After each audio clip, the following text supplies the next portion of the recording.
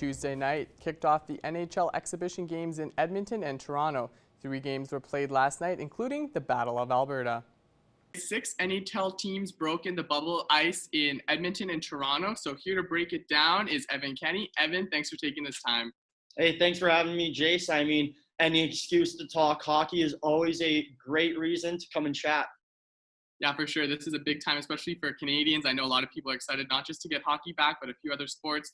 So after watching the Oilers' 4-1 win last night, what did you just think of the TV broadcast to start off with? Yeah, well, there's a couple things that I really did like, and then a couple things that I didn't enjoy nearly as much. One of the things that I really liked was the pregame sort of ceremonies that different teams had.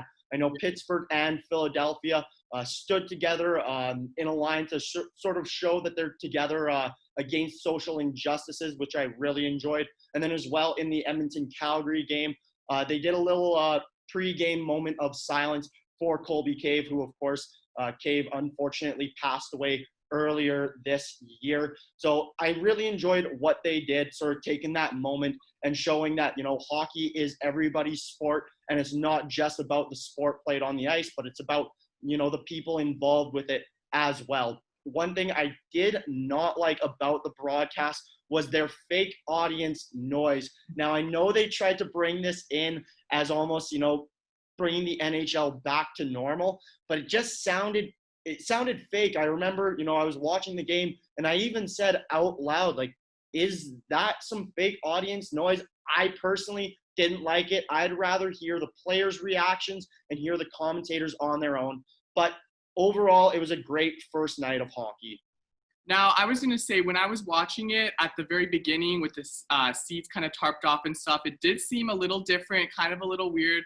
A bit halfway through the game, I wasn't really noticing. What's it like, do you think, for the players to have to, you know, play in a big cavernous arena with very limited people actually there? Now, it's a weird one to think about when it comes to the NHL. You know, any midget or bantam aged hockey player sort of knows what it's like to play in a fairly empty, fairly quiet arena, where these NHL players, you know, whether they've gone through the major junior route or gone to school or however, you know, they may have gotten to pro hockey, they're used to playing with this noise, and it's just part of their environment.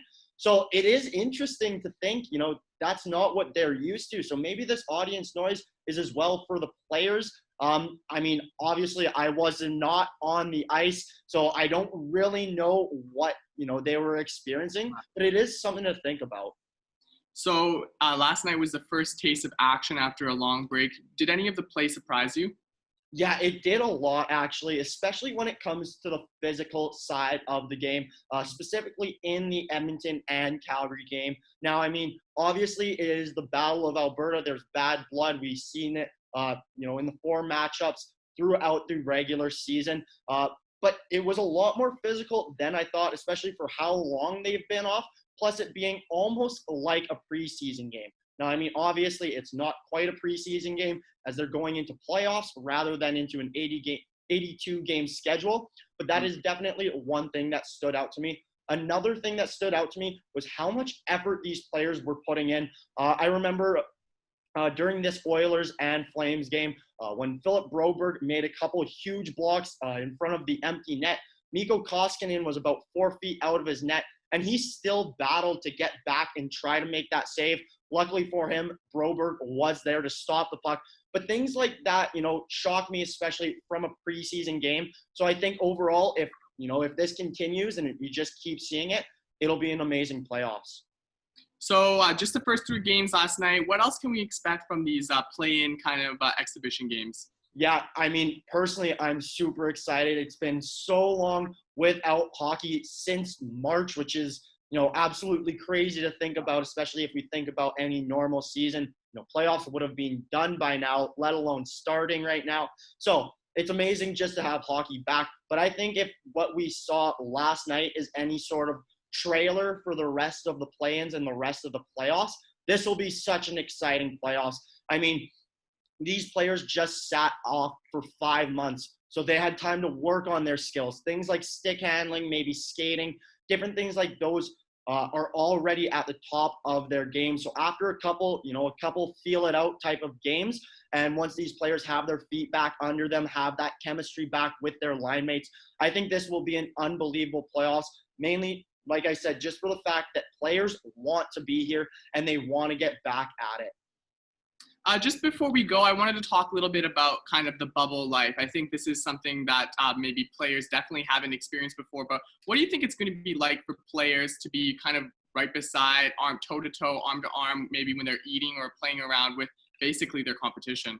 Yeah, it's interesting to see how that dynamic will work. And you mentioned it, they're beside their competition. That's never seen before, especially for, how long that they could be beside each other. So that is an interesting point to look at. Another thing that I think could affect the players living in the bubble is just being away from their families. The earliest that they can see their family in person is during the conference finals. That's multiple rounds, multiple weeks away from their families. Now, I think a lot of the younger players who maybe don't have those families yet, don't have a wife and kids type of thing, they could do better with it, as their environment isn't changing as much as some of maybe the older players. I know as well, in Edmonton at least, at one of the hotels, they put up some pictures in each of the players' rooms of their families, just to sort of remind them of home. So I think that was an amazing gesture done by, whether it was the NHL or Oilers Entertainment Group or those hotels, whoever it may have been. I think that's a great gesture. And, in my opinion, I would appreciate that a lot, so I could see the players appreciating that. Yeah, for sure. I saw that, and it's nice to kind of put in making it their home away from home and bringing family in and trying to make it as comfortable and fun as possible during, an unprecedented time. Well, thanks for taking some time to talk with me today, Evan. And the official NHL play-in games start August 1st at 10 a.m. So thanks again, Evan.